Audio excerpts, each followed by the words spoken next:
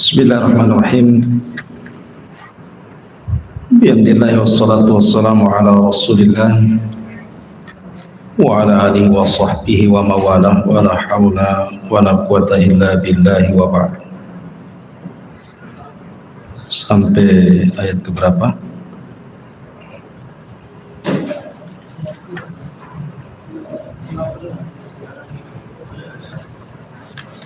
Hah? 56.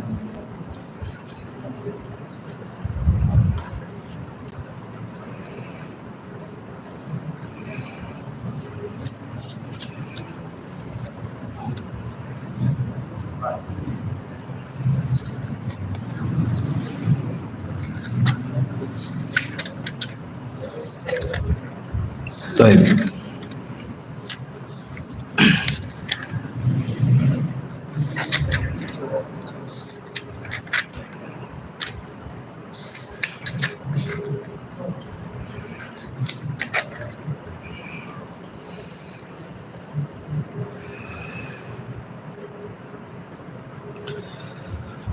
A'udzubillahi minasyaitonirrajim. Bismillahirrahmanirrahim.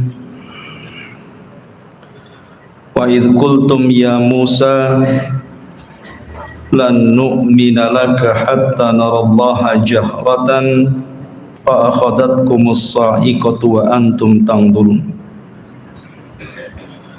thumma ba'atsnakum min ba'di mautikum la'allakum tashkurun wa dhallalna 'alaikumul ghamama wa anzalna 'alaikumul manna was-salwa kulu min thayyibati ma razaqnakum wa ma zalamuna walakin kanu anfusahum yadhlimun.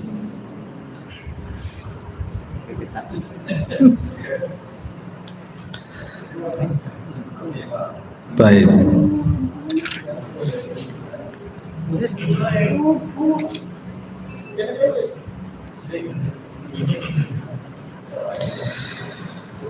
Di sini Allah Subhanahu wa taala berfirman, dan ingatlah ketika kalian berkata, wahai Musa, kami tidak akan beriman kepadamu sampai kami melihat Allah secara terang-terangan. Maka tiba-tiba halilintar menyambar kalian dan kalian menyaksikannya. Kemudian kami hidupkan atau bangkitkan kalian dari kematian kalian agar kalian bersyukur kepada Allah Azza wa Jalla. Baik. Di dalam ayat ini Allah Subhanahu wa taala hendak menceritakan kepada kita tentang orang-orang pilihan Nabi Musa alaihi salatu wassalam. Mungkin kalau di dalam Islam itu al-asyaratu al-mubasyiruna bil jannah, 10 sahabat yang dijanjikan masuk surga. Nah, Nabi Musa juga punya orang-orang pilihan sebanyak 12 orang. 12 orang pilihan Musa ini diajak oleh Musa untuk datang ke Bukit Saina mengambil Taurat sebagai undang-undang Bani Israel. Berangkatlah mereka semua, tapi karena perjalanan sangat jauh sekali, orang-orang ini tidak sanggup berjalan seperti halnya Nabi Musa yang Allah berikan kekuatan. Sehingga Musa bergegas duluan dan orang-orang pilihan ini menyusul. Nah, ketika Nabi Musa sampai di Bukit Saina, maka Musa alaihi salatu wassalam berpuasa selama 30 hari.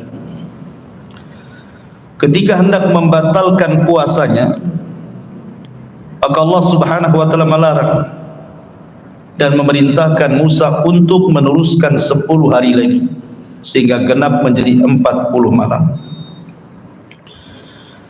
Lah ketika itulah Allah Subhanahu wa taala menurunkan Taurat kepada Musa alaihi salatu wassalam. Dan Taurat adalah satu di antara kitab-kitab langit yang Allah Subhanahu wa taala turunkan ke bumi. Di sana ada Suhuf, di sana ada Taurat, ada Zabur, Injil dan Quran. Jadi Taurat ini turun kepada Nabi Musa alaihi salatu wassalam. Dan Taurat dalam istilah orang di luar Islam adalah perjanjian lama. Kalau Injil itu disebut perjanjian baru. Lah ketika Musa sudah mendapatkan papan Taurat itu, barulah kemudian 12 orang pilihan ini baru sampai. Jadi setelah turun Taurat mereka baru sampai, sehingga mereka tidak bisa menyaksikan bagaimana Allah menurunkan Taurat kepada Musa. Dari sini kemudian mereka mulai lancang meminta kepada Musa alaihi salatu wassalam untuk dipertunjukkan Tuhannya. Mereka minta agar mereka bisa melihat Allah. Dari sini kisah dimulai. Allah mengatakan, wa idh qultum ya Musa lan nu'mina laka hatta narallaha jahra. Dan ketika kalian berkata kepada Musa, wahai Musa, kami tidak beriman dengan kenabian, kami tidak beriman dengan kenabianmu sampai kami melihat Allah secara terang-terangan. Inilah kelancangan Bani Israel, orang-orang pilihan mereka kepada Musa. Maka mereka kemudian dihukum serta-merta pada waktu itu. Tiba-tiba permintaan itu langsung dibalas dengan azab. Tiba-tiba muncul halilintar dan membunuh mereka semuanya. Makanya Allah mengatakan, fa'akhadatkumus sa'iqatu wa antum tanzur. Tiba-tiba datang halilintar menyambar kalian, dan kalian menyaksikan kematian kalian sendiri. Jadi Allah Subhanahu wa taala turunkan azab kepada orang-orang pilihan Bani Israel karena meminta kepada Musa untuk diperlihatkan Rabbnya dalam rangka pembangkangan. Sengaja mereka membangkang Nabi Musa, makanya turun azab. Bicara tentang ru'yatullah, melihat Allah Subhanahu wa taala, mungkinkah kita melihat Allah di bumi?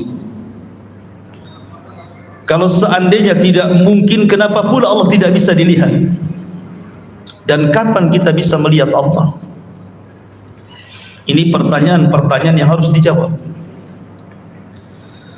Yang pertama, mungkinkah Allah Subhanahu wa taala terlihat di bumi?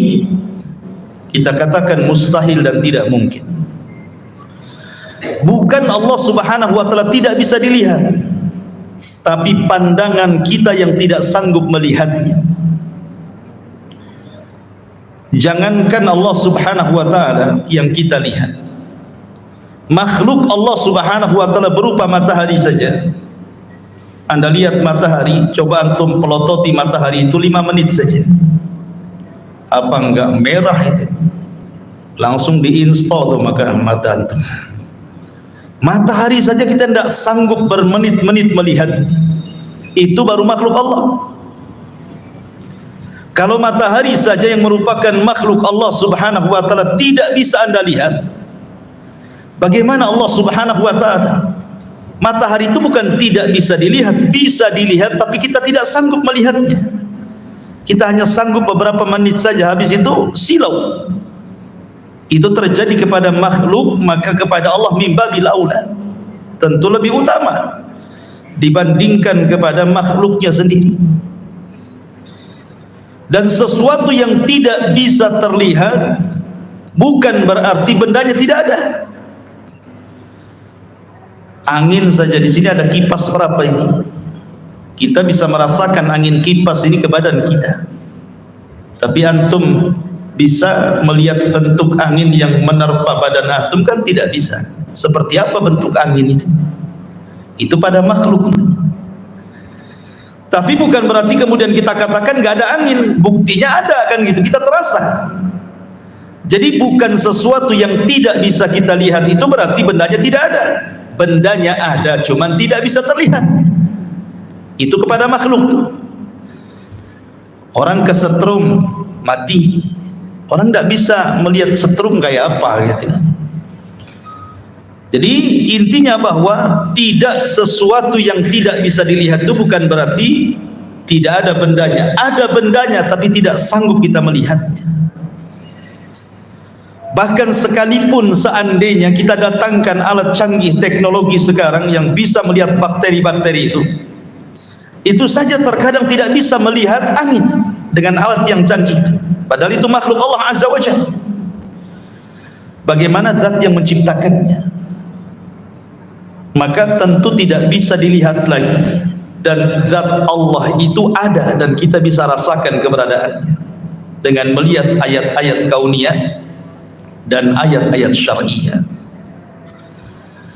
Ma'asyiral muslimin yang dimuliakan Allah Azza wa Jalla, ditambah-tambah ada riwayat dalam Sahih Muslim, Nabi SAW pernah berkhutbah dan menyebutkan 4 perkara, semua tentang zat Allah.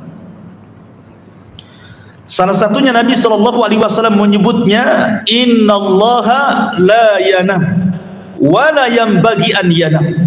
Allah itu tidak tidur dan tidak layak bagi Allah itu tidur. Sebab kalau Allah Subhanahu wa taala tidur, hancur alam semesta ini. Karena bagaimanapun setiap hari Allah itu punya kesibukan. Yang ini diberikan rizki, yang ini dimiskinkan, yang ini dikayakan, yang ini dilaparkan, yang ini dikenyangkan, begitu seterusnya. Setiap hari itu ada kesibukan. Makanya ketika Musa alaihi salatu wassalam bertanya kepada Allah Subhanahu wa taala, apakah Allah Subhanahu wa taala tidur? Maka Allah Subhanahu wa taala mengatakan kepada Musa, berdirilah wahai Musa. Kemudian peganglah 2 mangkuk di kanan, tangan kanan dan kirimu, isi air mangkuk itu. Akhirnya Musa pun mengambil 2 mangkuk, kemudian dipegang seperti itu. Maka Allah katakan, tahan mangkuk itu. Lama-lama Musa ngantuk.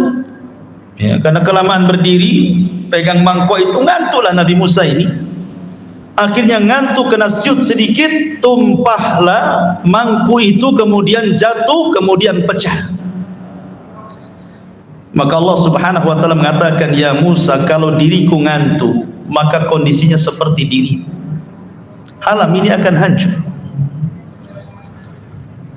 Kemudian di ujung hadis Nabi SAW mengatakan, ketika bicara tentang tabir Allah, kata Rasul, wa hijabuhun nur. Dalam riwayat hijabuhun nar, dan tabirnya cahaya, dalam riwayat tabirnya api. Lau kasyafat, kalau seandainya tabir Allah tersingkap, la akhraqat ma bainas samawati wal ardh, maka akan terbakar, akan hancur antara langit dan bumi. Jadi di sini ada hikmah. Kalau ada orang yang bertanya, kenapa Allah Subhanahu wa taala tidak bisa kita lihat? Ini rahmat dari Allah. Jadi kenapa Allah tidak bisa dilihat? Ini bentuk rahmat, sebenarnya kasih sayang Allah. Sebab kalau seandainya tabir Allah tersingkap, kita ini akan terbakar, kita ini akan hancur, akan binasa gitu ya. Sehingga dengan ditabirnya Allah dari kita, dan tabirnya Allah cahaya ataupun api, menunjukkan bahwa tidak terlihatnya Allah dengan kita itu dalam bentuk rahmat kasih sayang Allah kepada kita. Ketika Nabi Musa alaihi salatu wassalam datang menghadap Allah Subhanahu wa taala dan mengatakan, anzur ilaika ya Rabb, aku ingin melihat wajah. Allah Subhanahu wa taala tidak menolak permintaan Musa, tapi Allah mengatakan, lan tarani, kau tidak bisa melihat. Kemudian sebagai bukti Allah tidak menolak permintaan Musa, bukan hanya mengatakan lan tarani, kau tidak bisa melihatku, tetapi kata Allah Azza wa Jalla, walakin dur ilal jabal, kau lihat gunung itu, gunung yang batu isinya itu gunung Tursina itu, kau lihat gunung itu. fa in istaqarra makanah fasawfa tarani. Kalau gunung itu tidak bergeming dari tempatnya, tidak hancur, kalau aku tampakkan kepada gunung itu, engkau akan melihat aku. Apa yang terjadi? Allah berfirman dalam surah Al-A'raf, falamma tajalla rabbuhu lil jabali ja'alahu dakka wa sara Musa sa'iqa. Ketika Allah betul-betul menampakkan dirinya kepada gunung itu, apa yang terjadi? Hancur gunung itu. Gunung itu hancur. Jangankan Allah subhanahu wa ta'ala memperlihatkan dirinya kepada gunung, seandainya Quran saja turun kepada gunung ini, lau anzalna hadzal qur'ana ala jabalin la ra'aitahu khashi'an mutasaddian min khasyatillah. Mutasaddi, bisa belah gunung itu karena takutnya kepada Allah. Apalagi Allah menampakkan kepada gunung itu, hancurlah gunung itu. Maka gunung itu hancur, Musa kaget dengan ledakannya, kemudian Musa pun pingsan. Falamma afaqa, ketika Musa sadar, dia mengatakan tubtu ilaika wa ana awwalul mu'min. Aku taubat ya Rabb, aku tidak akan meminta engkau melihat, aku melihat dirimu, dan aku orang yang pertama beriman kepadamu. Musa saja tidak sanggup melihat Allah gitu. Bahkan orang nomor satu, Sayyidul Anbiya'i wal Mursalin, pemimpinnya para nabi dan rasul, Rasul kita Muhammad sallallahu alaihi wasallam pernah dimi'rajkan sampai ke Sidratil Muntaha dan pernah berdialog dengan Allah tanpa penerjemah. Apakah Nabi sallallahu alaihi wasallam melihat Allah? Tidak. Ketika dilihat, hal ra'aita rabbaka ya Rasulullah, apakah engkau melihat Rabbmu ketika Lailatul Mi'raj, di malam kau dimi'rajkan ke Sidratil Muntaha? Maka Rasul mengatakan, tidak. Nurun inni ara, aku hanya melihat cahaya. Rasul hanya melihat tabirnya saja. Wajah Allah tidak bisa dilihat. Karena sekali lagi bahwa pertanyaan kenapa Allah subhanahu wa ta'ala tidak bisa kita lihat, itu sebagai rahmat bagi kita. Kalau seandainya Allah tersingkap, hancur kita semuanya. Itu kasih sayang Allah azza wa jalla. Alhamdulillah, ya, nikmat dari Allah subhanahu wa ta'ala. Tapi kapan Allah terlihat? Menurut akidah ahli sunnah wal jamaah, bahwa Allah subhanahu wa ta'ala terlihat itu nanti di sorga. Dan ru'yatullah, bahwa seorang mukmin akan melihat Allah di sorga, itu nikmat terbesar yang pernah Allah anugerahkan di sorga. Jadi nikmat terbesar di sorga itu, kita akan mendengar ucapan Allah langsung, kita akan didekatkan di sisi Allah subhanahu wa ta'ala langsung, dan kita bisa melihat wajah Allah secara langsung. Itulah tiga nikmat terbesar di sorga. Didekatkan, mendengar kalamnya, dan melihat wajahnya. Sehingga Allah subhanahu wa ta'ala disabdakan oleh Nabi SAW, innakum satarawna rabbakum kama tarawna lailata badri tamami la tudahuna syai'ah. Kata Rasul, kalian kelak di sorga akan melihat Rabb kalian seperti kalian melihat purnama, tidak berdesak-desakan sedikit pun. Bukan Allah seperti bulan, tidak. Di sini tasbihnya tasbih ru'yah. Sebagaimana kita melihat bulan tidak berdesak-desakan, nah begitu juga melihat Allah maksudnya. Bukan Allah seperti bulan, bukan begitu. Ya. Tapi di sini bagaimana Nabi SAW menyabdakan kepada kita, di antara ziyadatun nikmat, dan itu senikmat-nikmatnya kenikmatan sorga, adalah ru'yatullah, bahwa Allah subhanahu wa ta'ala dapat terlihat di sorga, tapi di dunia tidak. Anda tidak bisa melihat Allah. Makanya kalau ada orang yang mengaku melihat Allah, dustakan walaupun dalam mimpi. Dustakan. Allah tidak mungkin dilihat, la fi yaqadhah wala fil manam, baik ketika tersadar ataupun tertidur. Karena akidah ahli sunnah tidak mungkin Allah terlihat di dunia, titik, tidak ada koma lagi, ya, tidak terlihat di dunia. Karena itu bentuk rahmat Allah kepada kita. Kalau Nabi saja tidak bisa melihat, apalagi kita. Makanya kalau seandainya ada orang mengaku mampu melihat Allah, dustakan itu. Yang dilihat bukan Allah, bisa saja syaitan, bisa saja jin gitu ya. Sebagaimana yang sering saya jelaskan, pernah terjadi di Batam ini orang yang mengaku mampu melihat Allah subhanahu wa ta'ala, dustakan, dia sedang menipu, ya, dia sedang menipu. karena akan bertentangan dengan nas Al-Quran dan hadis Nabi SAW. Kemudian Allah Subhanahu wa taala mengatakan, "Tsumma ba'atsnakum min ba'di mautikum la'allakum tashkurun." Ketika 12 Bani Israil sudah mati di sambar halilintar nih, maka Allah ingin tunjukkan kuasanya kepada mereka. "Tsumma ba'atsnakum," kemudian kami bangkitkan kalian. Min ba'di mautikum, setelah kematian kalian, la'allakum tashkurun, agar kalian bersyukur. Dan ini dalil bahwa Allah Subhanahu wa taala kuasa untuk membangkitkan manusia pada hari kebangkitan. Di dunia saja Allah bisa membangkitkan orang mati, apalagi kelak pada hari tiupan sangkakala yang kedua, maka Allah lebih qadir, lebih sanggup lagi menghidupkan setelah kematian. Karena dahulu di zaman permulaan dakwah Rasul, orang-orang jahiliyah itu mengingkari adanya berbangkit. Mereka mengingkari, enggak mungkin lah kita dibangkitkan. Innama wa ma nuhli wa ma yuhlikuna illa dahr, yang menghancurkan kami ini waktu. Tidak mungkin orang itu akan dibangkitkan lagi. Yang disebut dengan kelompok Dahriyah itu, yang sekarang disebut dengan ateis gitu kan.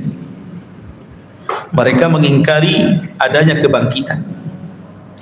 Di sini Allah Subhanahu wa taala mengatakan, "Tsumma ba'atsnakum," kemudian kami bangkitkan kalian. Maksudnya di dunia, bukan di akhirat. Dan kisah Allah membangkitkan dari kematian di dunia ini dalam surah Al-Baqarah saja banyak.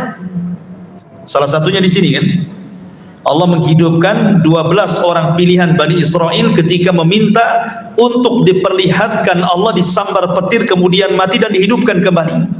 Ini kisah yang pertama. Kemudian kisah yang kedua, kisah Al-Baqarah sendiri. Kisah Al-Baqarah, kisah sapi betina.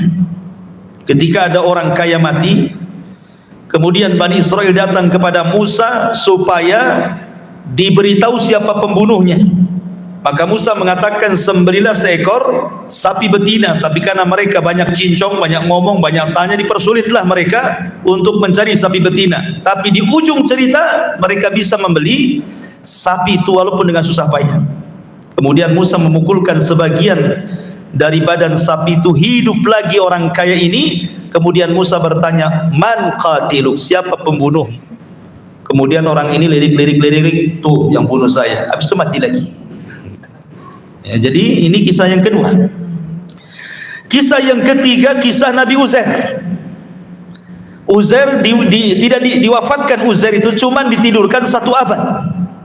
Ditidurkan 100 tahun. Pembahasannya bukan di Uzairnya, bukan, tetapi di keledainya. Dia kan bawa keledai, kemudian bawa makanan dan minuman. Makanan dan minumannya tidak berubah sama sekali. Padahal sudah 100 tahun tuh, tidak berubah sama sekali. Minumannya yang nggak basi, makanan yang nggak basi gitu ya. Masalahnya keledainya sudah mati. Jadi keledainya itu sudah hilang, sudah tinggal tulang belulang saja, daging kulitnya tak kemana gitu. Namanya keledai diikat. Sementara Uzair tidur 100 tahun. Siapa yang ngasih makan, matilah kan itu. Nah, coba kalau antum tidak percaya, ikat kambing 100 tahun dan kasih makan. Nanti tinggal tulang-tulangnya saja kan gitu. Ketika Uzair melihat keledainya tinggal tulang belulang, tiba-tiba Allah Subhanahu wa taala menghidupkan keledai itu di hadapan Uzair. Tiba-tiba tulangnya terangkai, jadilah tulang keledai. Kemudian datang dagingnya entah dari mana, datang kulitnya, jadilah keledai Uzair, dimasukkan ruh, tiba-tiba berteriak seolah kiamat bangkit. Kenapa? Wa'lam annallaha ala kulli syai'in qadir, supaya Uzair tahu Allah itu segala sesuatu maha mampu. Kenapa? Karena Uzair ketika melihat kota roboh itu, Uzair seolah-olah ragu-ragu. Kaifa yuhyi hadhillahu ba'da mautiha? Bagaimana mungkin Allah menghidupkan kota setelah hancur ini? Ya kan? Maka Allah Subhanahu wa taala berikan permisalan, keledai saja yang sudah mati bisa dihidupkan, apalagi kota gitu maksudnya. Maka ini kisah yang ketiga. Kemudian kisah yang keempat, kisah ketika Bani Israel terkena taun, di mana Allah Subhanahu wa taala berfirman, "Alam tara ilal ladzina kharaju min diyarihim wa hum ulufun hadarul maut." Wa qila lahum mutu tsumma ahyahum. Tidakkah kau lihat Bani Israel itu yang mereka lari dari negerinya karena menghindar kematian? Karena negeri itu turun wabah taun, 70.000 Bani Israel mati di negeri itu terkena wabah taun. Akhirnya kemudian mereka pun lari, tidak mau terkena taun, yang selamatnya tidak mau tinggal di situ, lari ribuan orang. Makanya Allah mengatakan uluf, bukan alaf, uluf, ribuan jumlahnya, banyak sekali menghindari penyakit taun. Maka mereka pun ke lembah. Rupanya sampai di lembah, malaikat maut sudah nunggu. Kemudian malaikat maut mencabut nyawa mereka semua. Tidak mati karena taun, mati pula oleh malaikat maut. Mereka kan maunya menghindar dari kematian taun. Keluarlah dia ke daerah yang mereka inginkan di lembah. Rupanya malaikat maut sudah banyak berdiri di situ. Dari sini ada kaidah para ulama, al-hadaru la yamna'ul qadara. Menghindar dari kematian itu tidak mencegah takdir kematian. Anda tidak mati karena corona, bisa aja mati ditabrak sepeda ontel kan itu. Ya kan? Namanya takdir itu siapa yang tahu? Lah ketika orang ini sudah mati semuanya, yang ingin menyelamatkan dari tahun ini, datang seorang nabi namanya Hazkiyah, dari nabi-nabi Bani Israel, Nabi Hazkiyah. Maka Nabi Hazkiel berdoa kepada Allah Subhanahu wa taala untuk dihidupkan orang-orang ini. Akhirnya Allah Subhanahu wa taala mengabulkan doa Hazkiel, dihidupkan semuanya. Dan mereka pun beriman kepada nabinya belakangan. Ya kan? Dan ini kisah yang keempat, Allah menghidupkan setelah kematian. Kisah yang kelima masih dalam Al-Baqarah. Kisah Nabi Ibrahim alaihi salatu wassalam. Ketika dia bertanya kepada Allah, kaifa tuhyil mauta, bagaimana engkau menghidupkan dari kematian ya Rabb? Maka Allah mengatakan, ya Ibrahim, ambil 5 unggas jenis burung-burungan, entah ayam, entah apa yang bisa terbang lah, burung apa gitu kan, 5 unggas, kau potong-potong, kau potong kecil-kecil, dari paha, dari sayap, dari kaki, dari semua kau potong-potong semuanya. Potong-potongannya itu kau letakkan di semua gunung-gunung sana, kau pegang kepalanya satu-satu. Jadi Ibrahim hanya megang kepalanya saja, badannya sudah dipotong-potong, sudah disebar di mana-mana bukit, di mana-mana gunung tuh. Maka Allah mengatakan, "Summad uhunna ya'tinaka sa'ya." Kau panggil tuh badan-badannya tuh. Maka Ibrahim memanggil badan-badannya itu. Tiba-tiba melesat badannya dari semua bukit dan gunung, dan tidak ada yang salah dengan kepalanya. Yang ayam ya tidak gabung dengan merpati, ya ayam dengan ayam juga gitu ya. Jadi persis nyambung dengan binatang yang dipotongnya. Lah dari 5 kasus ini, termasuk di sini, summa ba'atsnakum min ba'di mautikum la'allakum tashkurun, bahwa kalau Allah sanggup menghidupkan dari kematian di dunia, maka Allah sanggup akan menghidupkan manusia di akhirat. Maka jangan pernah mengingkari hari kebangkitan. Allah sanggup menghidupkan di dunia, bagaimana pula Allah Subhanahu wa taala tidak sanggup menghidupkan di akhirat ya. Karena Allah Subhanahu wa taala itu ala kulli syai'in qadir, atas segala sesuatu maha mampu. Kemudian Allah Subhanahu wa taala mengatakan, wa dhallalna 'alaikumul ghamama wa anzalna 'alaikumul manna wassalwa, dan kami naungi kalian dengan awan, dan kami turunkan kepada kalian al-manna dan salwa, makanan man dan juga salwa. Kulu min thayyibati ma razaqnakum, makanlah apa yang kami rizkikan kepada kalian. Wa ma zalamuna, dan mereka tidak mendolimi kami, walakin kanu anfusahum yadlimun, mereka lah yang mendolimi diri-diri mereka sendiri. Jadi begini kisahnya, ini kisah lain. Jadi Bani Israel ketika mereka sudah sampai di perbatasan kota Ariha, Ariha itu kota tertua di dunia. Setelah Ariha itu Baitul Maqdis. Jadi pasukan Nabi Musa itu tidak bisa masuk ke Baitul Maqdis kecuali harus melewati satu kota yang disebut dengan Ariha namanya, kota tertua di dunia. Sementara orang-orang di Ariha itu sudah dikuasai orang-orang Arab dari keturunan kaum Ad. Sudah ada orang-orang Amalikoh di situ. Jadi keturunan kaum Ad sudah menguasai Ariha. Sementara Nabi Musa tidak bisa ke Baitul Maqdis kecuali harus menyerang Ariha. Kalau tidak diserang Ariha, maka mereka tidak akan berhasil masuk Baitul Maqdis. Maka Nabi Musa alaihi salatu wassalam kemudian mengutus orang-orang pilihan yang 12 tadi itu, yang minta diperlihatkan Allah, kemudian disambar petir itu, kemudian mati dihidupkan lagi. Maka Musa mengutus 12 orang itu, kemudian disuruh mengintai seperti apa kekuatan orang-orang Amalikoh itu, orang-orang Arab, orang-orang keturunan kaum Ad yang menguasai Ariha itu. Kaget bukan kepalang, rupanya orangnya besar-besar, raksasa-raksasa, orang itu badannya gede-gede gitu, sementara Bani Israel kecil-kecil ya. Jadi akhirnya kemudian 12 orang ini melaporkan kepada Musa, kayaknya kita tidak bisa menang, mereka kaum yang banyak, besar-besar, raksasa badannya, kita ini kecil-kecil mau lawan mereka, katanya. Gimana kita akan menang? Kata Musa, kalian jangan menyebarkan berita ini kepada pasukan Bani Israel, nanti mereka ketakutan. Simpan rahasia ini. Rupanya dari 10 orang itu, dari 12 orang ini, 10 orang malah bercerita ke sana kemari. Akhirnya ketakutanlah pasukan ini. Yang 2 orang ini yang tidak bercerita, salah satunya adalah Yusha ibn Nun, dan satunya saya lupa namanya, tidak bercerita. Ini yang memegang amanah Nabi Musa alaihi salatu wassalam. Makanya nanti Yusha ibn Nun akan menjadi penerus kenabian Nabi Musa, karena dia orang yang dipercaya Musa dan pemegang amanah.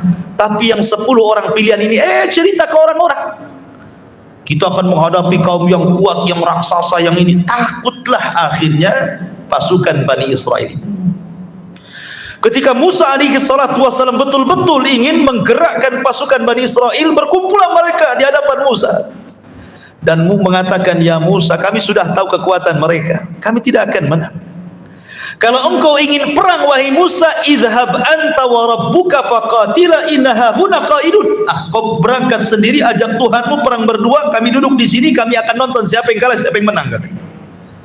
Kami tidak sanggup. Kalau mau perang, perang sendiri, katanya.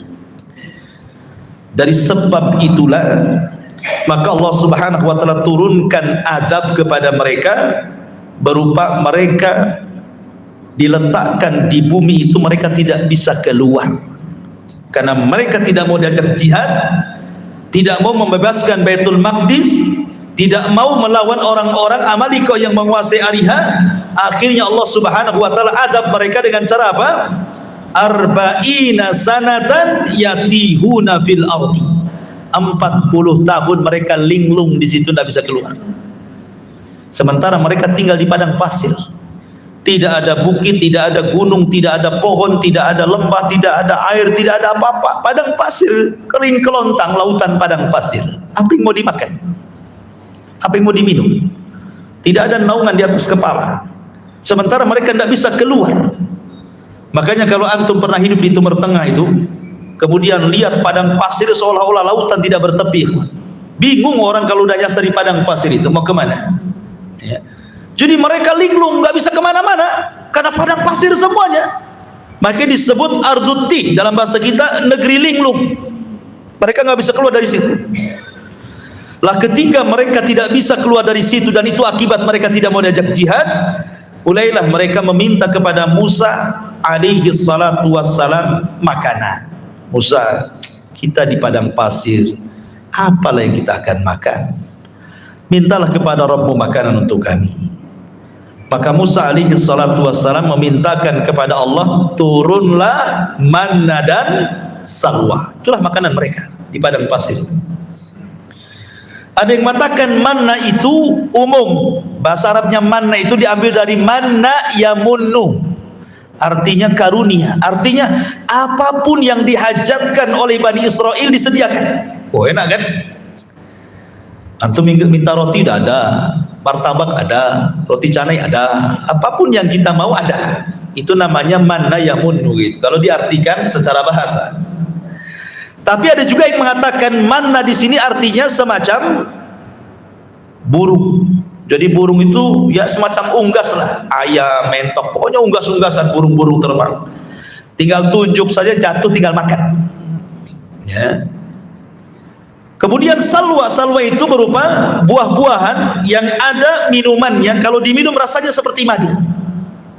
Itulah manna dan salwa.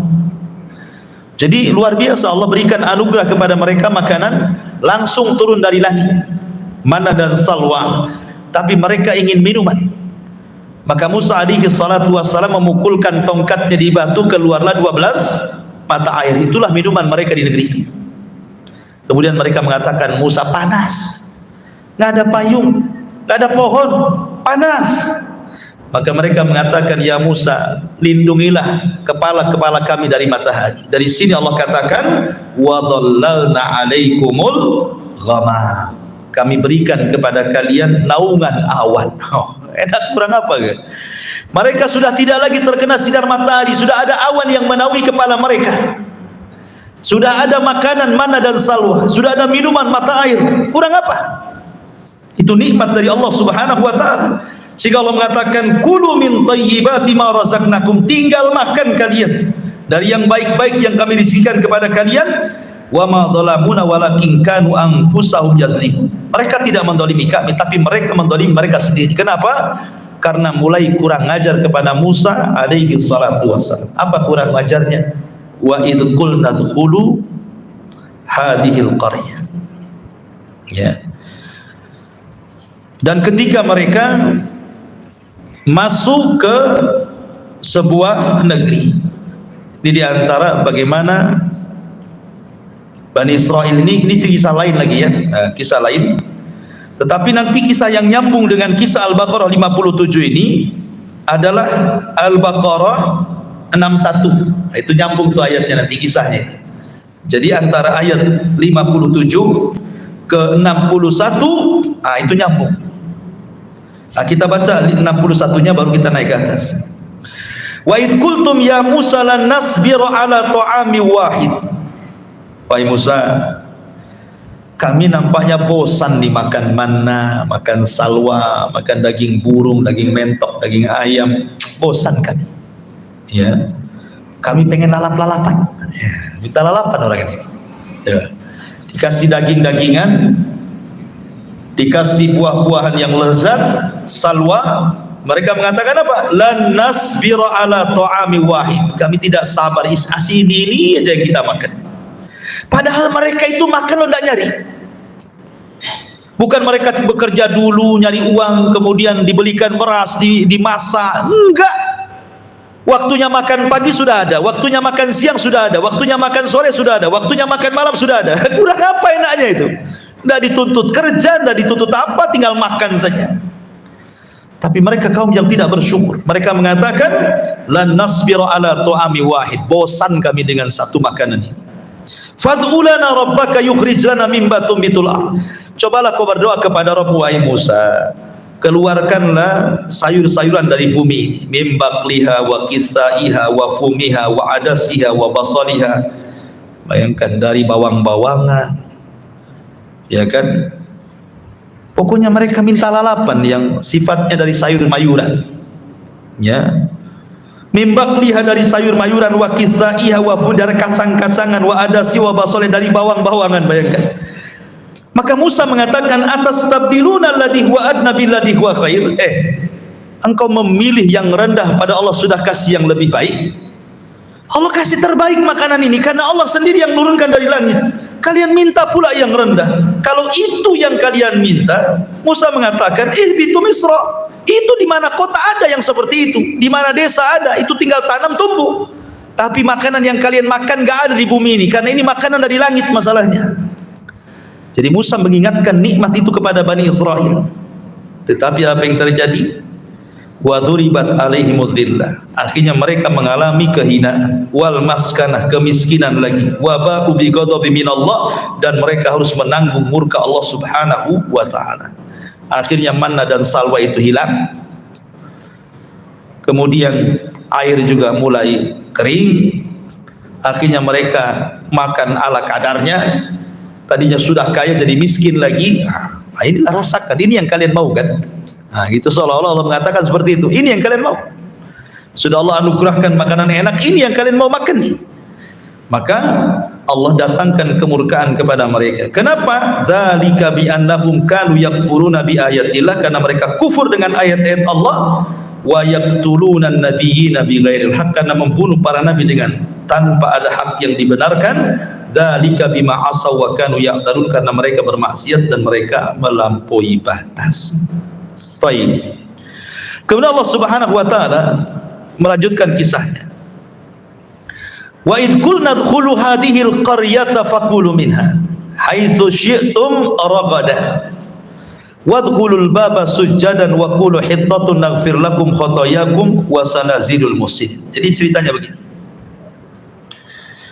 Nabi Musa hidup selama 40 tahun di negeri linglung. Begitu juga Harun alaihi salam. Tapi Allah takdirkan keduanya wafat. Keduanya wafat di negeri ini. Belum berhasil merebut Baitul Maqdis. Musa dan Harun sudah wafat di negeri linglung selama 40 tahun itu. Akhirnya generasi para pengecut itu sudah mati juga. Datanglah anak-anak mereka. Lah anak-anak mereka ini akhirnya dididik oleh Yusha ibn Nun untuk menjadi para pemberani. Dan setelah kematian Musa, Bani Israel menyesal. Itulah terkadang ketika Nabi Musa di masa hidup mereka suka mengejek Musa, menghina Musa, bahkan sampai menyakiti Musa, sampai Rasul mengatakan rahimallah akhu Musa laqad udhiya katsiran fasabar. Semoga Allah merahmati saudara kita Musa, dia banyak diuji Bani Israel tapi dia sabar.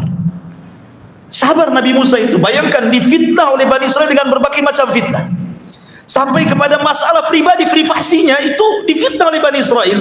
Ketika Musa tidak mau mandi bareng, kan kebiasaan Bani Israel kan suka mandi bareng kayak kita di desa-desa kan, zaman bahula kan gitu ya. Belum di rumah itu belum ada kamar mandi, belum ada toilet jongkok, apalagi duduk gitu ya. Orang berak masih ditambak, masih di ini. Kalau di orang-orang yang dekat laut, kalau di sungai ya di sungai gitu ya. Jam 3 pagi itu udah sibuk tuh orang nongkrong-nongkrong di pinggir sungai itu kan. Tah ngapain ya jam 3 tuh. Tapi yang jelas bahwa orang dulu itu kan biasa itu mandi di sungai rame-rame. Mana punya malu? Gak ada malu. Kalau sekarang antum sudah ngaji, malu lah. Kalau antum tak malu, tak ada malu lah. Kalau orang dulu kan biasa saja mandi. Antum mau pakai daleman saja, perempuan juga sama seperti itu gitu kan. Ya, makanya orang dulu itu banyak orang intip-intip di pohon-pohon pisang, di pohon-pohon mangga. Artinya apa? Karena kebiasaan orang dulu seperti itu. Artinya apalagi di zaman Nabi Musa kan yang tahu ratusan tahun yang silam ya kan. Di zaman kita kecil-kecil antum yang orang desa aja ngalami itu mandi di sungai. Apalagi di zaman Nabi Musa. Mereka mandi bareng di sungai. Tapi Musa itu punya sifat malu yang luar biasa. Tidak mau mandi rame-rame, dia mau sendiri aja. Disitulah difitnah. Jangan-jangan Nabi Musa badannya kayak banci, gitu. Tidak ada tenaganya, nggak ada ototnya, gitu. Paling dia punya penyakit tuh di badannya, makanya nggak nyampur sama kita mandinya. Gitu. Kedengaran sama Nabi Musa. Musa sabar saja. Tapi Allah Subhanahu wa taala tentu tidak akan membiarkan Nabi jadi dihinakan oleh kaumnya kan. Man adzali waliyan faqad adzantu bil harbi. Jangan lagi seorang nabi wali saja disakiti, Allah ajak perang. Apalagi nabi. Maka ketika Nabi Musa mandi sendiri, diletakkan celana bajunya di atas batunya, Allah sengaja batu itu dibuat jalan. Batunya lari. Musa ngejar-ngejar batu karena pakai di atas batu masalahnya. Ini kalau nggak dikejar pakaian saya di batu itu, bayangkan Allah buat batu itu berjalan, dikejarnya batu itu karena mau ngambil pakaian. Rupanya batu itu lari ke tengah-tengah Bani Israel yang sedang mandi. Otomatis Musa sedang mengejar batu kan gitu, telanjang gitu kan, nampaklah sama di Bani Israel itu kan badan dia kan. Wow, ternyata badannya sangat indah, sangat steril, mulus, tidak ada penyakit. Rupanya yang kami tuduhkan kepada dia nggak benar katanya. Sampai masalah privasi mereka nuduh Nabi Musa itu ya. Bahkan ketika Nabi Harun meninggal, yang difitnah membunuh Harun itu adalah Musa. Padahal Nabi Musa ya, Nabi Harun yang meninggal wajar. Tapi karena Harun lebih dicintai Bani Israel, ketika mereka tidak melihat kematian Harun, hanya dilihat Nabi Musa, mereka nuduh bahwa Musa membunuh Harun. Sampai ketika kematian Harun, dituduh Musa yang membunuh Harun abangnya. Makanya wajar kalau Rasul mengatakan, rahimallah akhu Musa laqad udhiya katsiran fasabar. Sungguh Allah rahmati saudara kita Musa, dia banyak diuji Allah tetapi dia sabar. Ya kan? Lah akhirnya kemudian ketika azan ya, saya kira baik. Sampai di sini ada manfaatnya, kita lanjutkan minggu depan. Subhanaka bihamdika asyhadu an la ilaha illa anta astaghfiruka wa atubu ilaik. Allahu ta'ala. Assalamualaikum warahmatullahi wabarakatuh.